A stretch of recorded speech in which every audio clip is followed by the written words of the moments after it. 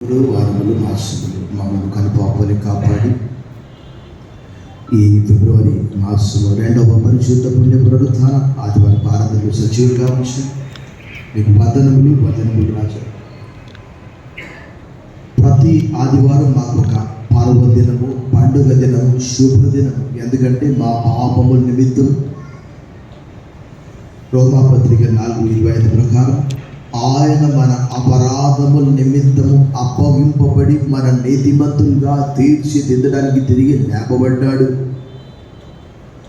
ప్రతి ఆదివారం మాకు ఒక శుభదినమని తలుస్తూ మా పాపములను పడమటికి తూర్పు ఎంత దూరమో అంత దూరపరిచి సముద్రపు అగాధంలో పడవేసి మరలా ఎన్నటికీ ఎప్పటికీ జ్ఞాపకం చేసుకొనను అని వాగ్దానం చేసిన మా గొప్ప దేవా, నీకు వందనములు చెల్లిస్తూ ఈ స్తుతి ఆరాధన మా రక్షకుడు మా ప్రభు క్రీస్తు నామములో నీకు సమర్పిస్తున్నా మా ప్రియ పరలోకపు తండ్రి, ఆమేన్.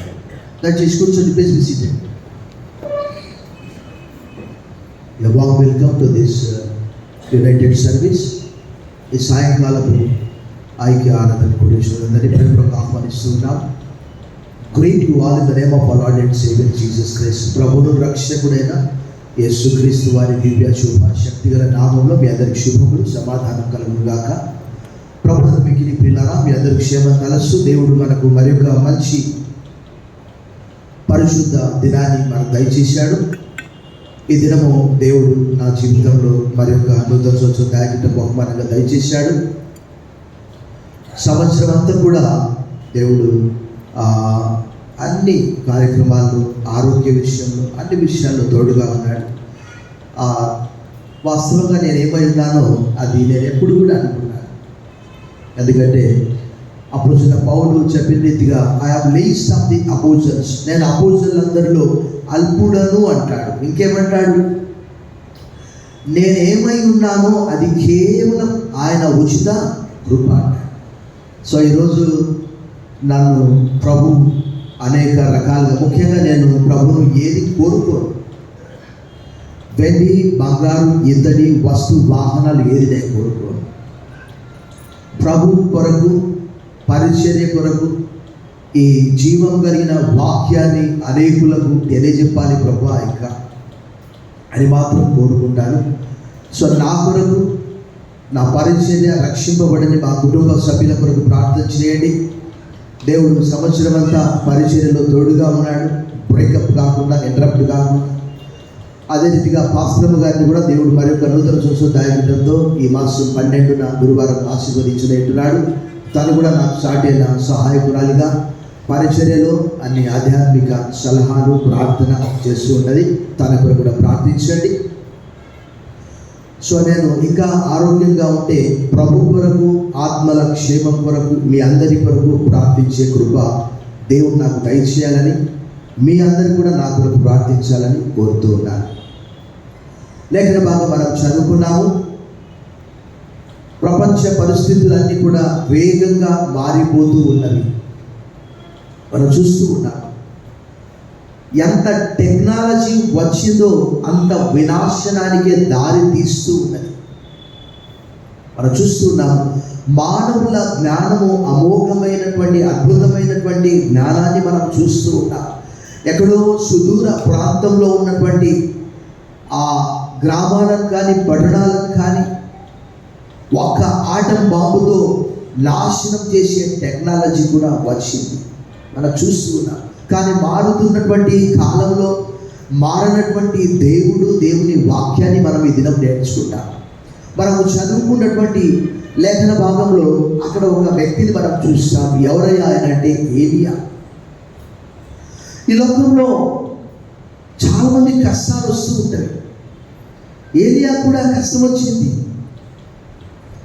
మనము ఆ ముందు అధ్యాయంలో చూస్తే ఎంత ధైర్యంగా 450 మంది బయలు ప్రవక్తలు కీషోను వాకు దగ్గర హతం చేసి గొప్ప విజయాన్ని చేకూర్చుకున్నాడు.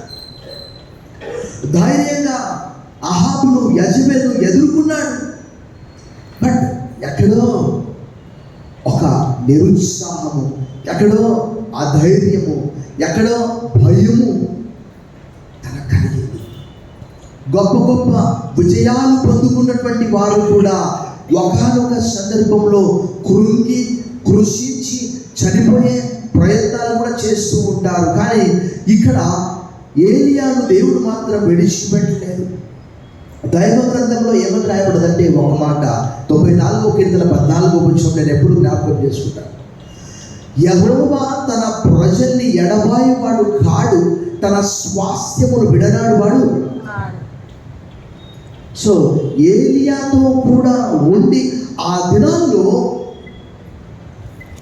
ఎవరయ్యా అంటే ఈ యెజబెలు విగ్రహారాధన ప్రారంభించింది ఇజ్రాయేలు దేశంలో. యెజబెల్ యొక్క తండ్రి ఒక విగ్రహారాధికుడు, అక్కడ రాయబడి ఉన్నది. ఆ విగ్రహారాధన కాస్త ఇజ్రాయేల్ ప్రాంతంలోనికి తీసుకొని వచ్చి బయలును ఆరాధించడానికి ఎంతమంది ప్రవక్తలు నియమించుకున్నది? 450 మంది బయలు ప్రవక్తలు నియమించుకున్నారు. చూడండి, అక్కడ బయలు వర్సెస్ దేవుడు. ఆ ముందు అధ్యాయంలో చూస్తే అక్కడ ఆయన ఒక సవాలు విసిరాడు, ధైర్యంగా మాట్లాడాడు. కానీ ఒక్క స్త్రీ చూడండి, అందుకే కొంతమంది ఆడవాళ్ళని ఏమంటారు తెలుసా? ఇప్పుడు కూడా ఏమంటారంటే అవి యెజబెల్ అంటారు. ప్రకటన గ్రంథంలో కూడా అంటే అంత దుర్మార్గురాలని అర్థం. సరే, నేను ఎవరిని ఉద్దేశించి అనట్లేదు. So Jezebel had threatened Elijah prophet. Prophet Elijah was a great courageous prophet in the Old Testament. దేవుణ్ణి ధైర్యంగా అనేకులకు ప్రచురపరిచి ఇశ్రాయేలు ప్రజల్ని దేవుడి వైపు త్రిప్పినటువంటి ప్రవక్త ఒక చిన్న మాటతో, ఒక డిస్కరేజ్మెంట్, ఒక అఫ్రైడ్, ఒక భయము, ఒక నిరుత్సాహము తనకు కలిగింది. మనలో కూడా చాలామంది, నేను చాలా సందర్భాలు నేను చెప్పాను, ఫ్రాన్స్లో కూడా అనేక మంది పాస్టర్స్, అక్కడ వాస్తవంగా ఫ్రాన్స్లో కొంతమంది వివాహాలు చేసుకో, వారు ఎంత గొప్ప భక్తులు దైవజనులు అయినప్పటికీ కూడా వారి కలిగినటువంటి కష్టాన్ని బట్టి వారు ఏం చేస్తున్నారు? సూసైడ్ చేసుకుంటున్నారు. వార్తల్లో చదివారు. కానీ ఇక్కడ ఈ లేఖన భాగాన్ని మనం తెరచి తప్పకుండా కొద్ది నిమిషాలు ధ్యానం చేస్తాం. Turn your Bibles with me to the first book of Kings chapter 19. రాజులు మొదటి గ్రంథము 19వ అధ్యాయం.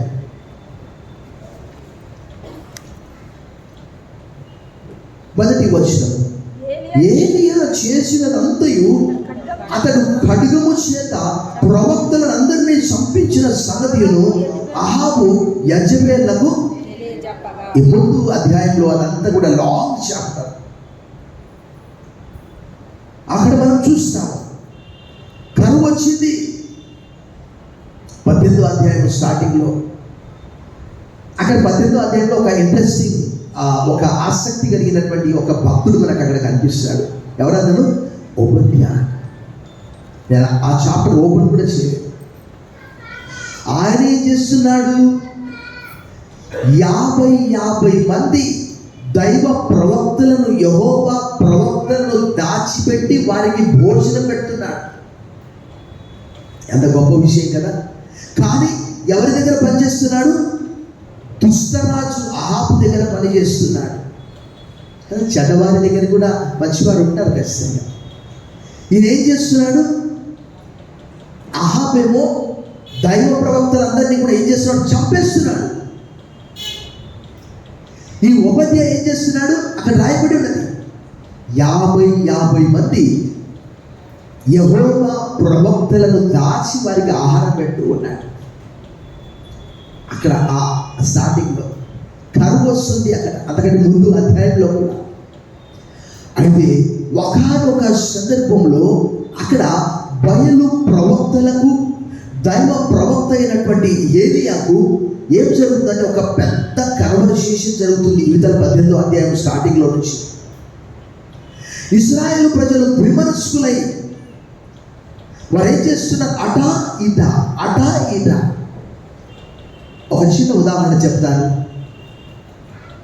ఇక్కడ 3వ సర్వీస్కి ఒక ప్రియ సహోదరి, వారి భర్త చాలా కాలం నుంచి వస్తూ ఉన్నారు. మీకు చెప్తాను, ఆశ్చర్యపోతారు మీరు. ఈ మధ్యలోనే చూశాను. అయితే గమనించండి, దాదాపుగా వారు ఒక 30-40 సంవత్సరాల నుంచి వస్తూ ఉన్నారు. ఈ మధ్యలో నేను ఒక చోటికి వెళ్తే పేర్లు చెప్పను, ప్రాంతం చెప్పను. అక్కడ ఒక హిందువుల ఒక గ్రామ దేవత ఆలయం, మీకు తెలుసు నెల్లూరు నిండా అడుగడుగున ఇలాంటివన్నీ ఉంటాయి. అక్కడ వీరి పేరు చూశాను నేను.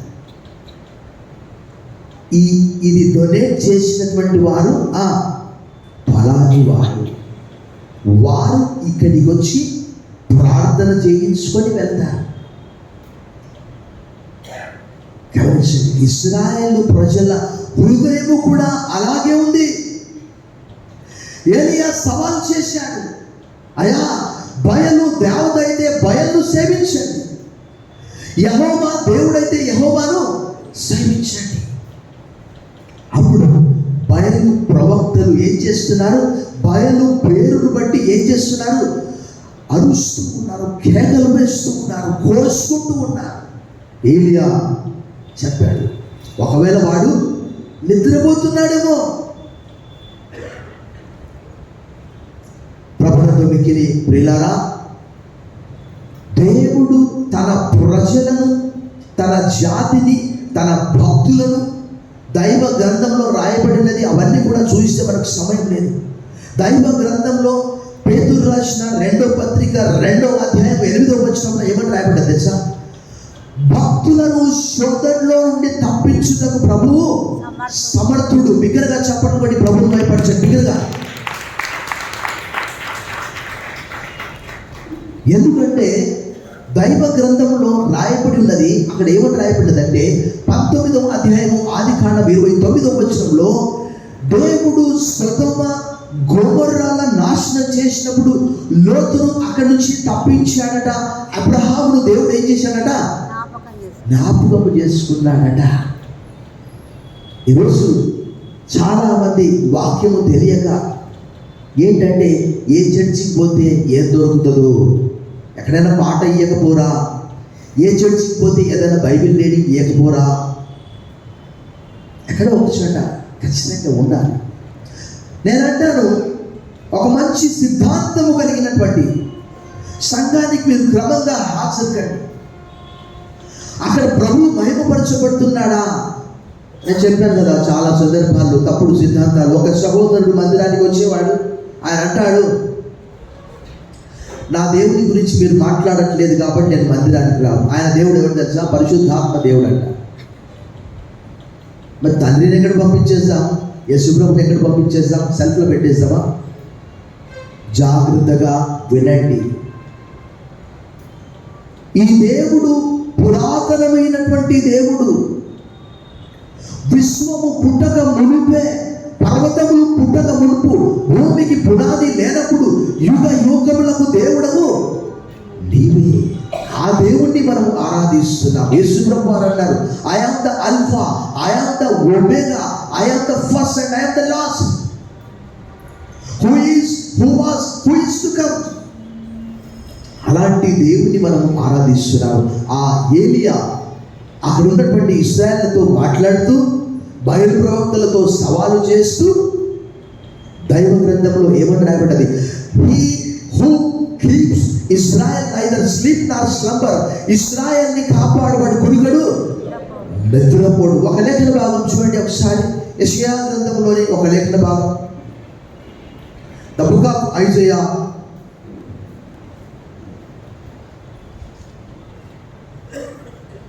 chapter 27 verse 3.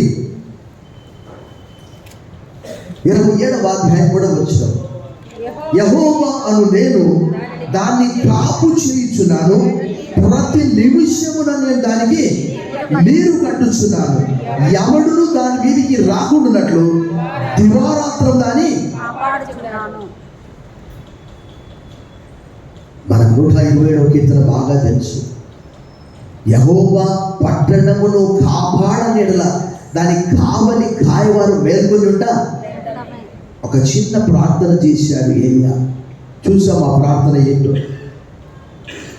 రాజులు 1 గ్రంథము 19వ అధ్యాయంలోని ఆ చిన్న ప్రార్థన ఏంటో మనం చూసాం. ఆయన చేసినటువంటి ఆ చిన్న ప్రార్థన చూడండి, అక్కడ 36వ వచనంలో ఇలా రాయబడింది. అస్తమయ నైవేద్యము అర్పించు సమయమున ప్రవక్తయగు ఏలియా దగ్గరకు వచ్చి ఇలాగు ప్రార్థన చేశాను.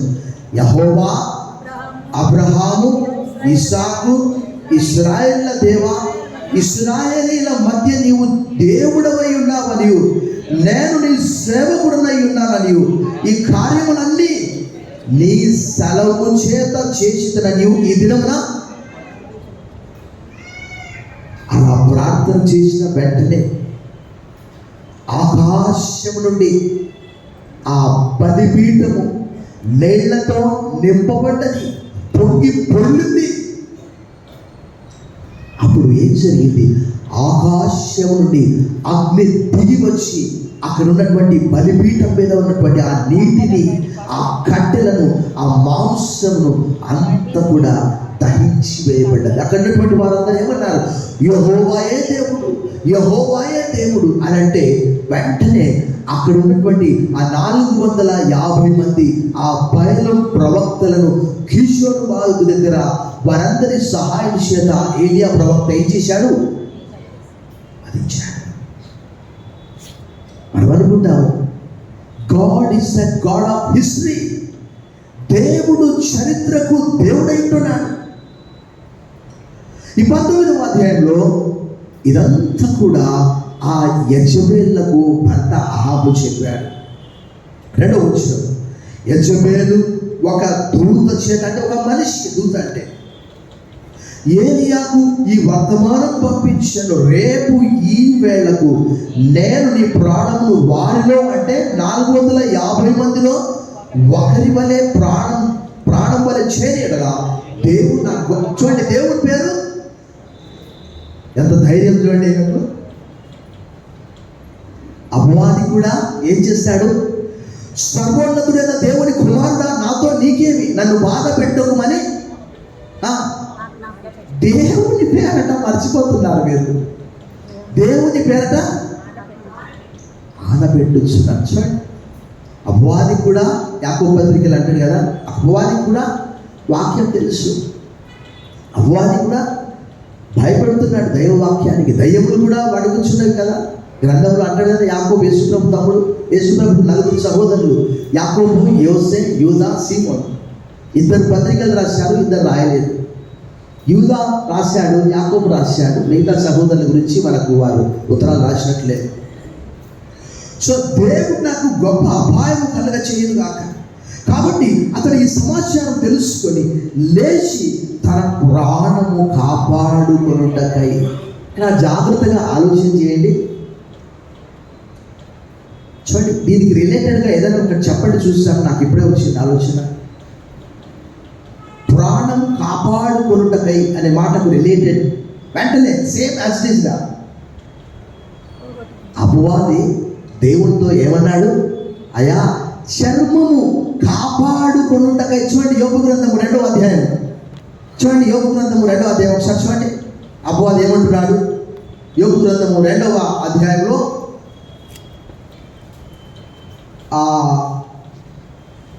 4వ వచనం చూడండి. అపవాది ఏమంటున్నాడు? చర్మము కాపాడుకొనుటకై, చర్మమును, తన ప్రాణమును కాపాడుకొనుటకై తన కలిగినది యావత్తును పోతకు పోయిందిలే, ఆస్తి నా ప్రాణం మిగిలితే చాలు అని అనుకుంటున్నాడు యోబు అని దేవునికే అపవాది నూరిపోస్తున్నాడు అన్నమాట. చూడండి, మీరు ఇంటికి వెళ్ళిన తర్వాత చదువుకోండి.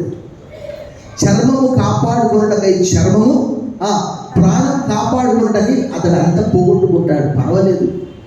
The Lord has given, the Lord has taken away, blessed be the name of the Lord. యెహోవా ఇచ్చాడు, యెహోవా తీసుకో. ప్రాణం కాపాడుకో, పారిపోతే చాలు. బతికుంటే బలుసాకైనా తిని బతకొచ్చు, బతికుంటే బలపాలైనా బతకొచ్చు. అలాంటి సాగత ప్రాణము కాపాడుకోవడానికి ఎక్కడ పోయాడంట ఆయన? చూడండి, అక్కడ తన ప్రాణం కాపాడుకున్నట్టుగా పోయి యూదా సంబంధమైన బెయేర్షెబాకు చేరి అచ్చట ఉండుమని తన దాసులతో చెప్పి తాను ఒక దిన ప్రయాణము అరణ్యములోనికి పోయి ఒక బదరీ వృక్షం కింద కూర్చుండి మరణాపేక్ష గలవాడై యెహోవా, నా పితరుల కంటే నేను ఎక్కువవాడను కాను, ఇంత మటుకు చాలు, నా ప్రాణం తీసుకోమని. మరి దేవుడు విన్నాడు ఆ ప్రార్థన? చెప్పండి. చాలా మంది ఏమంటారంటే కష్టం వచ్చినప్పుడు ఇంకా ఏమంటారంటే మధ్యలో ఆపేసి, ప్రభా ఇంకా నాకు చాలు, జీవితం విసుకొచ్చేసింది అంటే, ఒకవేళ ఒక్కసారి ఆలోచన చేయండి, ఒక్క క్షణం ఆలోచన చేయండి, ఒక్క క్షణం ఆలోచన చేయండి. ఒకవేళ రక్షించబడ్డ ప్రతి ఒక్కరూ కష్టము భరించలేక దేవుని దగ్గరికి పోతే మరి దేవుని పరిచయం ఎవరు చేయాలి? ఆలోచన చేయండి ఒకసారి.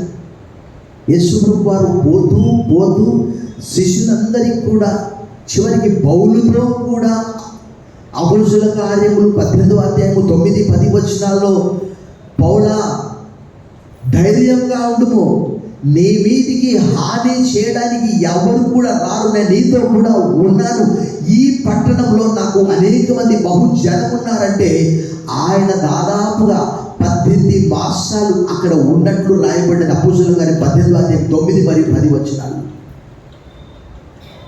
ఒకవేళ మనందరికీ తెలుసు, భయపెట్టిస్తే, భయపడి ఒకవేళ పరిచర్య మానేస్తే, ఏలియా ఒక మానవునిగా ఒక అధైర్యపడి ఒక నిరుత్సాహంతో అలసిపోయాను ప్రభువా, ఇంకా నా నుంచి కాదు, ఒక ఆడ మనిషికి, ఆడవాళ్ళని తక్కువ అంచనా వేయొద్దండి అంటారు కదా, అబల కాదు సబల. సో అప్పుడు ఇక్కడ ఒక్కసారి మనము బెయేర్షెబా అనే ప్రాంతం గురించి ప్రభు నాకు జ్ఞాపకం చేస్తున్నాడు. ఈ బెయేర్షెబా అనే ప్రాంతంలోనే పాత నిబంధన గ్రంథంలో భక్తుడు మన పితరుడు అబ్రహాం గారు ఎక్కువ నివసించినట్లు గ్రంథంలో రాయబడింది. ఆ ప్రాంతం అంతటి కూడా ఇక్కడ వివరిస్తున్నారు. అది అరణ్య సంబంధం. దేవుడు కర్మేలు పర్వతం పైన మాత్రమే కాదు, బదరీ వృక్షము క్రింద కూడా ఏలియాను సందర్శిస్తున్నాడు. చూడండి, అక్కడ 5వ వచనంలో, అతడు బదరీ వృక్షము క్రింద పరుండి నిద్రించుచుండగా ఒక దేవదూత వచ్చి అతని మొండి, నీవు లేచి భోజనము చేయమని. దేవుడు ఊరికి అట్లా విడిచిపెడతాడా? అసలు ఏలియా ఎంత గొప్ప ప్రవక్త అంటే మీకు ఒక్క మాటలో చెప్తాను, జాగ్రత్తగా వినండి. రాజులు 2వ గ్రంథం 1వ అధ్యాయంలో రాజు ఏలియా దగ్గరికి పంపిస్తాడు. దైవజనుడా, 50 మందిని 50 మందిని ఏలియాను పిలుచుకొని రమ్మని పంపిస్తే ఒకే మాట అంటాడు, నేను దైవజనుడైతే నిన్ను, నీతో పాటు వచ్చినటువంటి వారిని అగ్ని దహించును గాక అంటే ఆకాశం నుండి వచ్చి 50 మంది చనిపోతారు. మరొక విషయం ఏంటి తెలుసా? ఏలియా అగ్ని రథముల గుర్రముల మధ్యలో ఆకాశములకు రాజులు 2వ గ్రంథము 2వ అధ్యాయం 19వ వచనంలో కొనిపోబడ్డాడు. అని మరణం లేదు. దాన్ని మనం మత్తయి సువార్త 17, మార్కు సువార్త 9లో మనం చూస్తాం, లూకా సువార్తలో మనం చూస్తాం. వారు ఎవరితో మాట్లాడుతున్నారు? ఏలియా, మోషే ఎవరితో మాట్లాడుతున్నారు? ఎక్కడో వెళ్ళిపోయారు మీరు. ఎవరితో మాట్లాడుతున్నారు? యేసు ప్రభు వారితో మాట్లాడి ఇక్కడ మాయమైపోయి అక్కడ దిగాడు ఏలియా. బిగ్గరగా చప్పట్లు కొట్టి ప్రభు భయపడ్డాడు. ఎందుకు చెప్తున్నానంటే, మోషే చనిపోయిన వారికి సాదృశ్యంగా ఉన్నాడు. ఏలియా మరణాన్ని రుచి చూడకుండా పరలోకమునకు ఎత్తబడ్డాడు అన్నదానికి సాదృశ్యంగా మనకు అక్కడ కనిపిస్తూ ఉన్నాడు. సో మనం భయపడ్డప్పుడు భక్తులందరూ కూడా ఇందాక చెప్పారు, భక్తులను శోధనలో నుండి తప్పించుటకు ప్రభువు సమర్థుడు అనే మాట అక్కడ రాయబడ్డది. అంటే ముఖ్యంగా లోతు గురించి ఆ సందర్భంలో అక్కడ రాయబడ్డది. లోతు దినదినము ఆ వికారమైనటువంటి ఆ ప్రజల మధ్యలో ఉండి మనసు నొప్పించుకున్నాడంట అక్కడ రాయబడ్డది. పరిశుద్ధాత్మ దేవుడు అలా రాయించాడు. ఈ ఏలియా కూడా భయపడ్డాడు, బాధపడ్డాడు, ఒంటరితనంతో ఉన్నాడు. కానీ ఇందాక నేను చెప్పాను, యెహోవా తన ప్రజలను ఎడబాయి వాడు కాడు, తన స్వాస్థ్యమును విడనాడు వాడు కాడని మాట రాయబడింది. ఆయన భయపడ్డాడు. కానీ దేవుడు ఏం చేశాడు? ఒక దూతను పంపించాడు.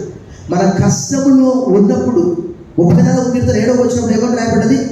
యెహోవా యందు భయభక్తులు గల వారి చుట్టూ ఆయన దూత కావలుండి వారిని రక్షించును. ఒక ఆయన మొన్న చెప్తూ ఉన్నాడు, దైవజనులను, దేవుని బిడ్డలను తీసుకుపోయి చెరసాల్లో వేస్తే నీకు దిక్కెవరు? నీకు జామీన్ ఇచ్చేవారు ఎవరు? నీ పక్షాన మాట్లాడే వాళ్ళు ఎవరు అని అనుకుంటారు చాలామంది.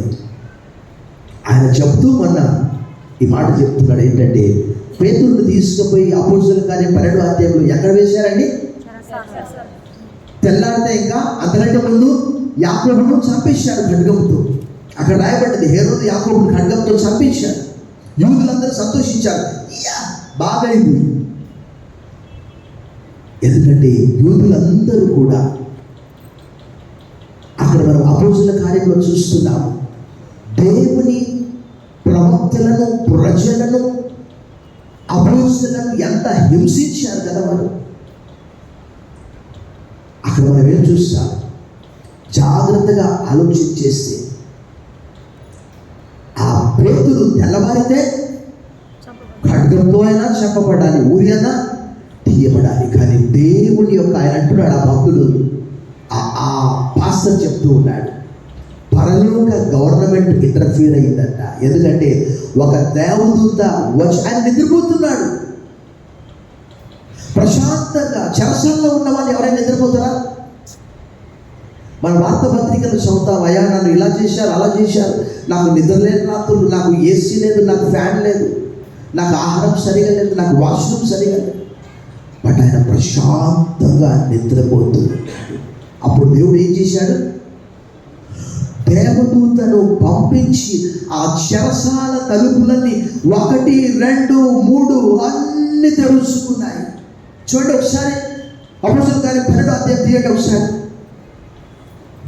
యాక్ట్స్ ఆఫ్ అపోస్టల్స్ చాప్టర్ 12, 12వ అధ్యాయము 4వ వచనంలో, అతన్ని పట్టుకొని చెరసాలలో వేయించి పస్కా పండుగైన పిమ్మట ప్రజలతో అతని దేవుళ్ళను ఉద్దేశించి అతని కావలి ఉంటకు 4 చతుష్టయముల అనగా 16 మంది అంట సైనికులకు అతని అప్పగించాను. అయితే పేతురు చెరసాల్లో ఉంచబడను. సంఘమైతే అతని కొరకు అత్యాసక్తితో దేవునికి ప్రార్థన చేసింది. హేరోదు అతని వెలుపలికి తీసుకొని రావాలనగా ఆ రాత్రియే పేతురు 2 సంకెళ్లతో బంధింపబడి ఎక్కడున్నాడట? 2 సైనికుల మధ్య ప్రశాంతంగా నిద్రపోతున్నాడట. ఎవరికైనా తెల్లవారితే ఉరి తీస్తారంటే నిద్ర ఉండదా? అయ్యో నా భార్య ఏమైపోతుంది, నా పిల్లలు ఏమైపోతారు, మా అన్న, మా తమ్ముడు, మా తల్లిదండ్రులు. మరియు కావలి వారు తలుపు ఎదుట చెరసాల కాచుకొని చూడండి, ఎదుగో ప్రభువు దూత అతని దగ్గర నిలిచెను. అతడుండిన గదిలో వెలుగు ప్రకాశించెను. దూత పేతురు ప్రక్కను తట్టి త్వరగా లేమని చెప్పి అతని లేపగా సంఖ్యలో అతని చేత నుండి ఊడిపడి, అప్పుడు దూత అతనితో నడుము కట్టుకొని, ఇక్కడ కూడా మనము చదువుకున్నటువంటి లేఖన భాగంలో 18వ అధ్యాయము 5, 6 వచనాల్లో కూడా దూత నీవు లేచి ఆహారం తీసుకొని ముందు చాలా ప్రయాణం ఉన్నది. ఇక్కడ దూత ఉన్నాడు, అక్కడ దూత ఉన్నాడు. నీవు నడుము కట్టుకొని చెప్పులు తొడుక్కొను అని అతడు అలాగూ చేసిన తర్వాత దూత నీ వస్త్రము పైన వేసుకొని నా వెంబడి రమ్మతో చెప్పాను. అతడు వెలుపలికి వచ్చి దూత వెంబడి వెళ్ళి దూత వలన జరిగినది నిజముగా జరిగినని గ్రహింపక తనకు దర్శనం కలిగినని అవన్నీ ఆటోమేటిక్గా తలుపులు తెలుసుకున్నాయి. చూడండి, ఇక్కడ కూడా దూత ఇంటర్ఫియర్ అయ్యాడు. ఆయన అంటున్నాడు, పరలోక గవర్నమెంట్ ఇంటర్ఫియర్ అవుతుంది. బిగ్గరగా చెప్పండి కూడా ప్రభుత్వం భయపరిచాయి. జాన్ బనియన్ అనే ఒక వ్యక్తి లండన్ బెడ్ఫోర్డ్ జైల్లో 12 సంవత్సరాలు ఉంటే యాత్రికుని ప్రయాణం పుస్తకం రాశాడట. 12 years. పేతురు చెరసాల్లో వేయబడ్డాడు. పౌలు 16వ అధ్యాయంలో చెరసాల్లో వేయబడ్డాడు. కానీ ప్రభు ఆయన విడిచిపెట్టి ఆయనతో కూడా ఉన్నాడు.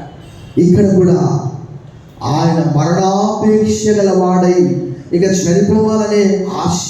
చాలా మంది అలాగే ఉంటున్నారు. ఇక అలసిపోయాను ప్రభు, నా రుచి కాదు, నా జీవితం ముందుకు కొనసాగించలేను. మనం అనుదిన వార్తాపత్రికలు మనం చూస్తూ ఉన్నాం. అనేక మంది చిన్నదానికి పెద్ద, ఇప్పుడు పరీక్షలు వస్తున్నాయి. పరీక్షలంటే విద్యార్థులకు ఎంతో భయము. ఎందుకంటే సంవత్సరం అంతా సెల్ ఫోన్లో ఆడుకుంటూ చూసుకుంటూ, అప్పుడు వాళ్ళ కలిగే సంతోషం ఇంత కాదు. ఇప్పుడు నేను అనుకుంటాను, పిల్లలకు నేను అంటాను, కడుపులో ఉండగానే వారికి సెల్ ఫోన్ మింగిచ్చేస్తే బాగుంటుందేమో. కొత్త ఐడియా రాదు. పుట్టిన తర్వాత సెల్ ఫోన్ ఇచ్చేవద్దు, పుట్టకముందే కడుపులో ఉన్నప్పుడే మింగిస్తే బాగుంటుందేమో. ఎందుకంటే వారు ఏడిస్తే వారిని సతాయించకుండా ఫోన్ ఇవ్వడం. ఆ ఫోన్ ద్వారా ఈ మధ్యలో మన శుక్రవారం ఉత్తరప్రదేశ్లోని గజియాబాద్ ప్రాంతంలో 3 యవ్వన బాలికలు 16, 14, 12 కొరియన్ పాప్ కల్చర్కు అలవాటు పడి, మేము ఇండియన్స్ కాదు, ఇండియా పేర్లు కాదు, కొరియా పేర్లు పెట్టుకున్నారు వారు. వాస్తవంగా ఈరోజు నేను బైబిల్ కల్చర్ పైన మాట్లాడదామని అనుకున్నాను. బట్ దేవుడు ఇది ప్రేరేపణ ఇచ్చాడు. When strong servant of God, when great servant of God becomes weak, గొప్ప దైవజనుడే బలహీనుడైనప్పుడు ఎలా ఉంటుంది అని చెప్పడానికి మీకు ఈ దినం విలేకరుల భాగం తీసుకున్నాను.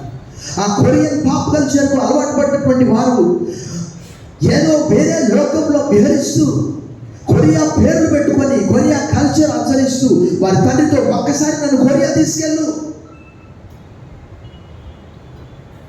అంటే వారి తండ్రి పిచ్చి కొట్టుడు సెల్ ఫోన్ తీసుకొని, అప్పుడు వారు మా తండ్రి చేతిలో దెబ్బతిని చనిపోవడానికి బదులుగా మేము చనిపోవడమే మంచిదని ఆ 3 16, 14, 12 సంవత్సరాల బాలికలు 9వ అంతస్తు మీద నుంచి దూకి చనిపోయారు.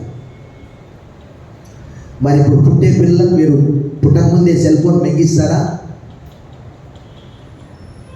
ప్రభునందు మిగిలి ప్రియులారా, పరీక్షల్లో తోటి వారి కంటే మార్కులు తక్కువగా వచ్చాయని, గ్రేడ్ వారికి ఎక్కువగా వచ్చిందని బాధపడి సూసైడ్ చేసుకునే విద్యార్థులు ఎంతమంది లేరు? భర్త తిట్టాడను, భార్య తిట్టిందను, భార్య మాట్లాడట్లేదను, భార్య భర్తల సంబంధం పిల్లలపైన పడి, ఇవన్నీ కూడా అనుదినం వార్తాపత్రికల్లో భయంకరమైనటువంటి వార్తలు మనం చూస్తున్నాం. ప్రభు మనతో కూడా ఉంటే, ప్రభు ఇంటర్ఫేర్ అయితే, ప్రభు మన జీవితంలో, మన కుటుంబంలో ఉంటే, ఈ ఏలియా చనిపోవాలని అనుకుంటే కూడా దేవుడు ఆయన్ని విడిచిపెట్టాడు. చూడండి, అక్కడ మనం వేగంగా వెళ్ళిపోదాం, మీకు మనకు సమయం తక్కువగా ఉన్నది. చూడండి, అక్కడ 6వ వచనం, అతడు చూసినంతలో అతని తల దగ్గర నిప్పుల మీద కాల్చబడిన అప్పును నీళ్ల పుట్టియు కనపడేది కనుక అతడు భోజనం చేసి తిరిగి అయితే యెహోవా దూత. ఇక్కడ మనం ఒకసారి ఆగాలి. చాలామంది బైబిల్ పండితులు పాత నిబంధనలో యెహోవా దూత అన్న చోట్లల్లా ఏమంటారు తెలుసా? చెప్పండి, బిగ్గరగా చెప్పండి, బట్టి ప్రభువు బిగ్గరగా. ఎందుకంటే మీకు చిన్న ఉదాహరణ చూపిస్తారు. అంటే మనం అనుకుంటాము ఎలా యేసు ప్రభు అని మనం అనుకుంటాం. చూడండి ఒకసారి యెహోషువ గ్రంథము 5వ అధ్యాయంలోని ఒక లేఖన భాగం మనం చూద్దాం. యెహోషువ గ్రంథము 5వ అధ్యాయము 11వ వచనం, యెహోషువ యెరికో ప్రాంతంలో ఉన్నప్పుడు అతడు కళ్ళెత్తి చూడగా కూసిన కత్తి చేత పట్టుకొని ఉన్న ఒకడు అతని ఎదురు నిలిచి ఉన్నాడు. యెహోషువ అతని ఎదురుకు వెళ్ళి, నీవు మా పక్షంగా ఉన్నవాడవా మా విరోధుల పక్షంగా ఉన్నవాడని అన్నాడు. అతడు, కాదు, యెహోవా సేనాధిపతిగా నేను వచ్చి ఉన్నాను. యెహోషువ నేల మట్టుకు సాగిలపడి నమస్కారము చేసి, నా ఏలినవాడు తన దాసునికి సెలవించదేమని అడిగాను. అందుకు యెహోవా సేనాధిపతి, నీవు నిలిచి ఉన్న ఈ స్థలము నీ పాద రక్షణను తీసివేయమని యెహోషువతో చెప్పగా యెహోషువ అలాగూ. అదే ప్రకటన గ్రంథంలో యోహాను దేవదూతకు నమస్కరిస్తే ఏమన్నాడు? వద్దు సుమి, నీ తోటి సహదాసుడను నాకు నమస్కరించవద్దు అన్నాడు. కానీ ఇక్కడ నేల మట్టుకు వంగి సాష్టాంగ నమస్కారం చేశాడు. అప్పుడు అన్నాడు, పుట్ ఆఫ్ దై షూస్ ఫ్రమ్ ఆఫ్ దై feet, for the place where thou standest is a holy ground.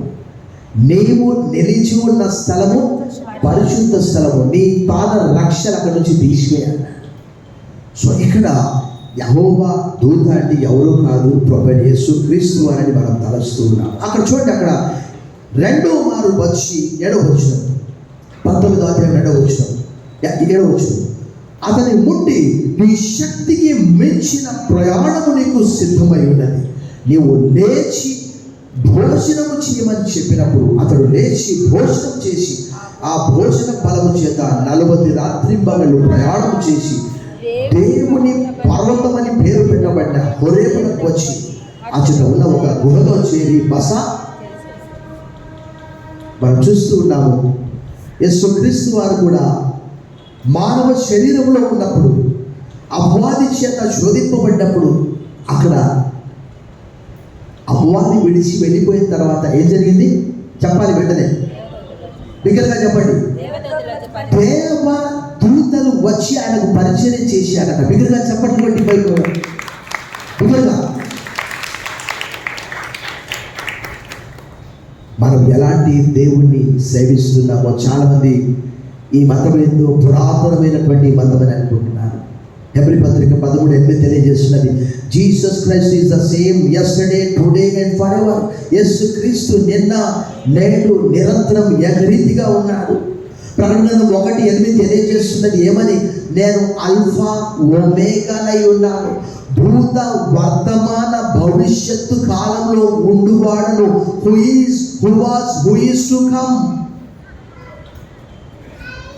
ఆయన అక్కడికి వచ్చి ఆ ఏరియాను బలపరిచాడు. ఈరోజు కూడా అనేక మంది ఊహాలోకంలో ఈ కొరియన్ పాప్ కల్చర్కు అలవాటు పడినటువంటి యువత ఆ 9వ అంతస్తు పైంచు దూకి చనిపోయారు.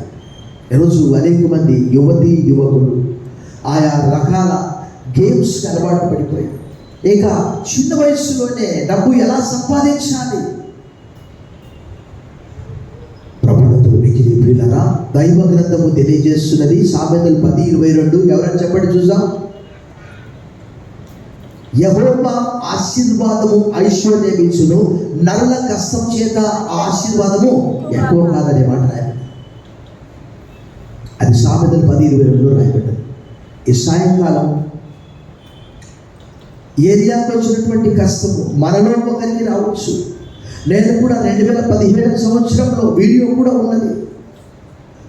పదే కిడ్నీ సంబంధమైనటువంటి సమస్య వచ్చి పదే ఆ వెన్నెముకకు ఇంజెక్షన్ ఇచ్చినప్పుడు, ప్రభా ఇంక నేను ఈ ఇంజెక్షన్ తట్టుకోలేను. ఇప్పుడైతే టెక్నాలజీ పెరిగింది, ఆక్సిజన్ పెట్టగానే మత్తు వచ్చేస్తుంది. కళ్ళల్లో ఆపరేషన్ చేయడం, ఒక చిన్న డ్రాప్ వేస్తే కన్ను అనస్థీషియా ఇచ్చినట్లు. అప్పుడైతే నా వెన్నెముక కూర్చి ప్రభా ఇంకా నా జీవితం నేను బ్రతకలేను. అది 2017 సంవత్సరంలో ఏం చేయాలి, నన్ను తీసుకున్నా, ఎందుకంటే ఆ కష్టం తట్టుకోలేక ఆ ఇంజెక్షన్ ఇచ్చే ఎప్పుడు ఉంటుంది, అది ఆ మొత్తం వెన్నెముక లోపలికి వెళ్ళిపోవాలి. కానీ మన ప్రభు మనతో కూడా ఉన్నాడు. దైవ గ్రంథం తెలియజేస్తుంది. హెబ్రీ పత్రిక 13:5 రాయబడింది. ఏమని రాయబడింది? I will never leave you not forsake you. నిన్ను ఏమాత్రము విడువను చెప్పినటువంటి వ్యక్తి మనిషి కాదు. చూడండి హెబ్రీ పత్రిక 13:5-6, ధనాపేక్ష లేని వారై మీ కలిగిన వాటితో తృప్తి పొంది ఉండండి, నేనేమాత్రం విడువను ఎడబాయనని ఆయనే చెప్పారు కదా. కాబట్టి ప్రభువు నాకు సహాయుడు, నేను భయపడను, నరమాత్రుడు నాకేమి చేయగలని మంచి ధైర్యంతో చెప్పగలవారమై ఉన్నాం. సో చిన్న చిన్న వాటికి మనం కృంగిపోతే, నా కిడ్నీ సంబంధమైనటువంటి సమస్య 20 సంవత్సరాల నుంచి ఉంటున్నది, బట్ నేను ఎప్పుడు కూడా బాధపడలేదు. ఎందుకంటే మనందరికీ తెలుసు పౌలు ఏమన్నాడు, తనలో ఉన్నటువంటి ఒళ్ళును తీసివేయమని ఎన్నిసార్లు ప్రార్థించాడు. ప్రభు ఏమన్నాడు, మిగతా చెప్పండి, my grace is sufficient for thee అన్నాడు. నా కృప నీకు చాలు అన్నాడు. నిజమే. 30 mm స్టోన్ నా బాడీలో ఉన్నదంటే, ఇక్కడ ఒక స్కానింగ్ సెంటర్లో, ఇందిరమ్మ స్కానింగ్ సెంటర్ అన్నది, ఆయనది అవి ఏంటండి ఇంత పొడవు రాలా, ఎప్పుడు చూడలే ఎవరి బాడీలో. 30 mm అంటే 3 సెంటీమీటర్. అయినప్పటికీ కూడా ప్రభు 20 సంవత్సరాల నుంచి పౌలులో ఉన్నటువంటి బలహీనతను తొలగించమని అడిగినప్పుడు ప్రభు ఒకే ఒక మాట, నా కృప నీకు చాలు. 30 కాదు 300 mm ఉన్న మరి ఒక సహోదరుడు క్రియాటిన్ 8 ఉన్నది, 7 ఉన్నది, దాదాపు ఒక 6-7 సంవత్సరాలు ఉంది, ఆరోగ్యంగా ఉన్నాడు. ఈ సాయంకాలం యేసుప్రభు చెప్పినటువంటి మాట, శరీరము కేవలము నిష్ప్రయోజనము, ఆత్మయే జీవింప చేయించున్నది. నేను మీతో చెప్పే మాటలు ఇప్పుడు ఆత్మయు జీవమునై ఉన్నవి అని యోహాను సువార్త 6:63లో ప్రభు తెలియజేశాడు. ప్రభు ఉదయకాలం కూడా చెప్పాను. ప్రభు ఒక మాట అన్నాడు, మత్తయి సువార్త 10:29-30 2 పిచ్చుకలు ఒక గ్రాసుకు అమ్మబడును కదా, వాటిలో ఒకటి అయినను నీ తండ్రి సెలవు లేని నేల మీద పడదు కదా. మీ తల వెంట్రుకలన్నీ కూడా లెక్కింపబడి ఉన్నవి, మీరు అనేక పిచ్చుకల కంటే శ్రేష్ఠులు కారా. ఈరోజు పిచ్చుకలను చూపి, ఇప్పుడైతే పిచ్చుకలు కనిపించట్లేదు, ఎందుకంటే పొల్యూషన్. నెల్లూరులో చచ్చిపోతే టపాకాయలు కలుస్తారు, బర్త్డే అయితే రోడ్ల మీద కేక్ ఎగరేస్తూ ఉంటారు మొత్తం, అంతే. ఇంకా ఆ శబ్దాలకు ఆ పిచ్చుకలు కూడా మాయమైపోయాయి. పాపం చిన్న పక్షులు కదా, పిచ్చుకలు చూపించాడు మనకు, ఆకాశ పక్షులను చూపించాడు. ఆకాశ పక్షులను చూడండి, అవి వితవు కొట్లలో అయినను మీ పరలోకపు తండ్రి వాటిని పోషించాడు. మీరు వాటికంటే సో చిన్న వాటికే మనం భయపడిపోతే, పరీక్ష అంటే భయపడిపోతే, వివాహం అంటే భయపడిపోతే, సంతానం లేకపోతే భయపడిపోతే,